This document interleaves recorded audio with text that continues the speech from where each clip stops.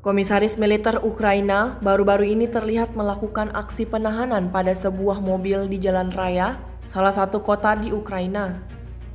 Rekamannya ramai beredar di media sosial Telegram pada Jumat 20 Desember 2024. Mobil berwarna biru dihentikan di sebuah pos pemeriksaan di wilayah Kiev. Namun diketahui supir mobil itu dengan tegas menolak untuk keluar menemui dan berbicara langsung dengan sejumlah tentara Ukraina tersebut. Sebagai tanggapan, tentara Ukraina tersebut membengkokkan jendela mobil dan mengisi bagian dalam dengan bensin dari kaleng yang kemudian mereka mengancam akan membakar. Jika pengemudi tidak menurut, mobil itu akan terbakar. Video ini kemudian viral dan menuai beragam komentar dari warganet.